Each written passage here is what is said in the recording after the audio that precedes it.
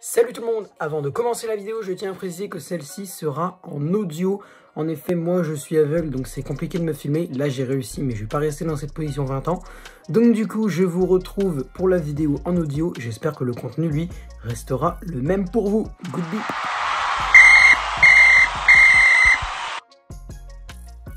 Yo tout le monde, c'est le football à l'aveugle. On se retrouve aujourd'hui pour le 3e épisode de ma série sur les saisons des clubs de Ligue 1. On penche maintenant sur la saison du Stade Brestois. Les Brestois, donc du coup j'ai réuni 5 stats, évidemment plus le parcours en Coupe de France du SB29. On va découvrir ça tout de suite.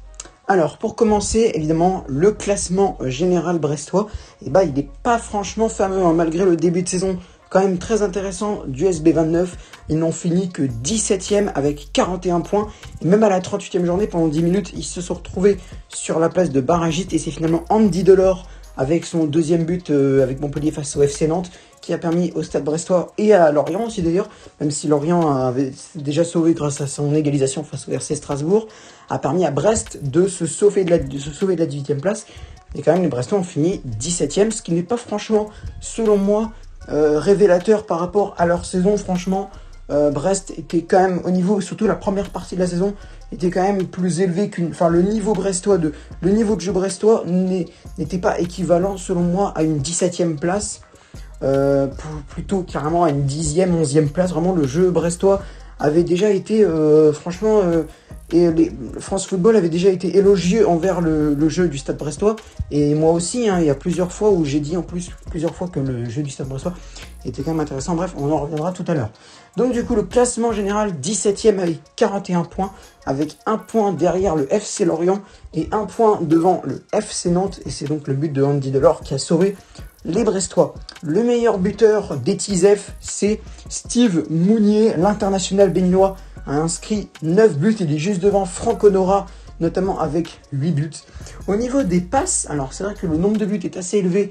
Bon, par rapport à Wang Guizhou hier, 12 buts, ça va. Mais par contre, ça c'est le plus haut taux de passes.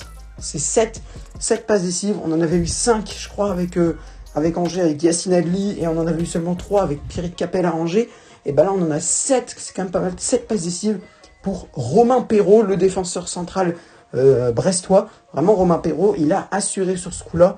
Romain Perrault qui risque d'être courtisé par de grands clubs, hein. Franchement, je pense que là, peut-être qu'il va rester à Brest une saison de plus, mais après, il risque de partir. Romain Perrault, franchement, 7 passes décisives pour 9 buts pour Steve Mounier. L'équipe brestoise a quand même une très bonne attaque, et justement l'attaque, on va y arriver.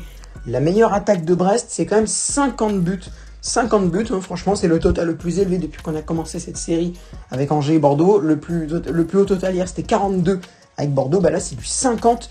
Bon, ça risque pas d'être rebattu demain parce que c'est Dijon qu'on fera. Donc les supporters dijonnais, même si vous avez passé une saison franchement catastrophique, n'hésitez pas à venir nous en parler dans les commentaires demain de la vidéo qui arrivera normalement vers un peu tard, parce que demain je suis à l'école, donc et je finis qu'à 17h25. Donc cette fois, elle arrivera que vers 18h30, 19h. Bref, donc du coup, le meilleur taux pour le moment, 50 buts. Et par contre, le plus bas taux de clean sheet, seulement 7. Et pourtant, les gardiens brestois ne sont pas non plus de la mauvaise qualité, hein. Gauthier Larsonneur, que ce soit en gardien numéro 1, même gardien numéro 2, c'est Sébastien Cibois.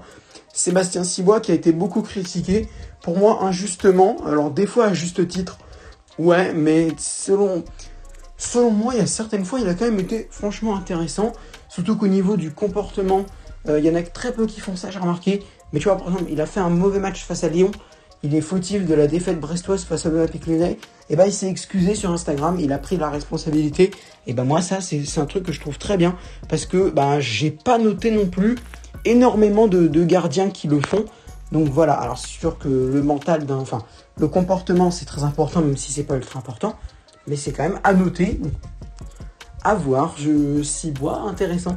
Un ancien gardien du PSG qui a donc été prêté au Stade Brestois. Donc, du coup, pour moi, le Stade Brestois est franchement quand même une bonne équipe, hein.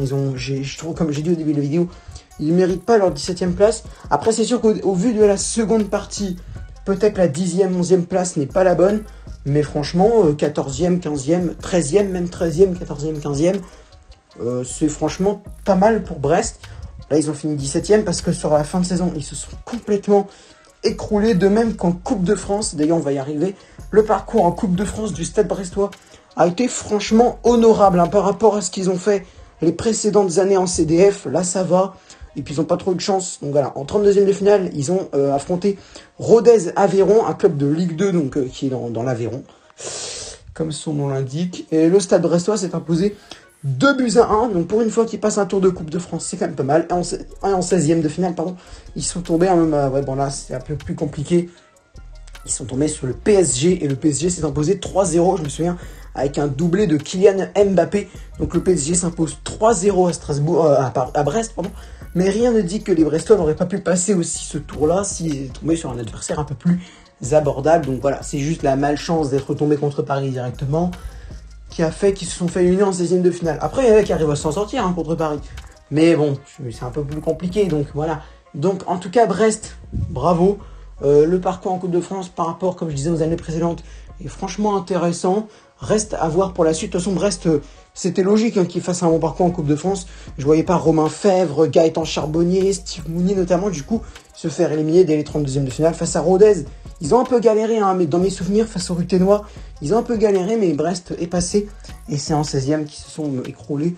Mais bon, comme je disais, c'est compréhensible, donc on va pas non plus en faire tout un plat. Donc du coup, les Brestois ont quand même fait une très bonne saison.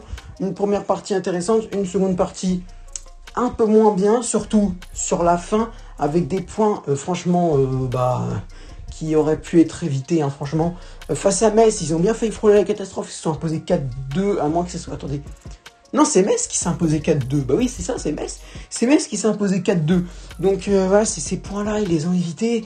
Ces points-là, ils ont évité de prendre des points. Là, c'était pas bien. Face à Nice aussi, la défaite 3-2 complètement stupide. Non, vraiment, non, c'était pas bien. Par contre, après, on dit ça, mais il y a certains matchs qui ont été franchement intéressants. Face à Lyon, justement, ils ont bien accroché les Lyonnais. Bon, sur la fin, un peu moins, mais défaite 3-2, c'est quand même très honorable. Face à Lille, un match nul 0-0 extrêmement fermé, extrêmement ennuyant. Mais ils ont eu le mérite d'accrocher les Lillois, donc quand même très très bien. Voilà, le Stade Brestois n'a pas fait que de la merde. Et même face à Marseille, je me souvian des matchs aller, que ce soit match aller, match retour. Je crois que si, match retour, ils ont été un peu moins bien. Mais match aller, encore une défaite 3-2. Ils ont mis des beaux coups francs. Les Brestois, ils ont quand même un peu embêté l'OM. Voilà, il y a du mérite quand même côté Brestois. Même au match aller face à Paris, je crois qu'ils avaient été un peu... je crois que ça avait été un peu compliqué pour Paris au match aller. Dans mes souvenirs, je sais que le match retour, non. Ils avaient gagné 2-3-0. C'était la 38e journée. Qu'est-ce que je suis bête. Donc la 38e journée, 2-0. Ils ont quand même un peu galéré, moi j'ai remarqué.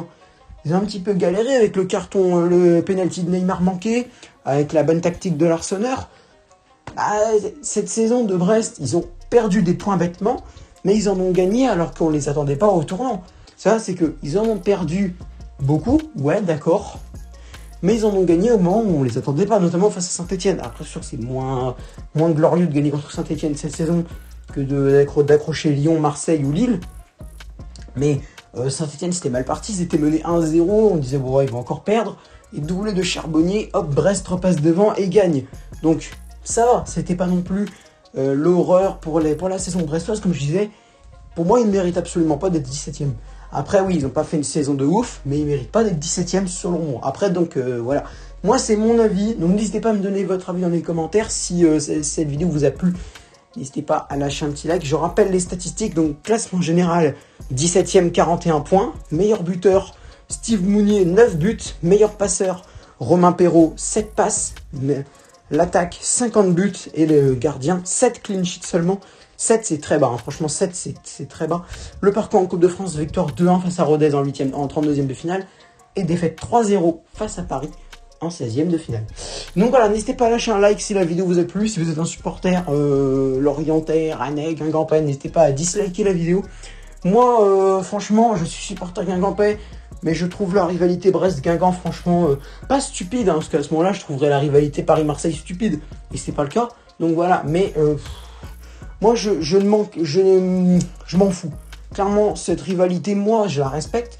Mais personnellement, moi, je suis un supporter guingampais, mais je n'ai rien contre Brest.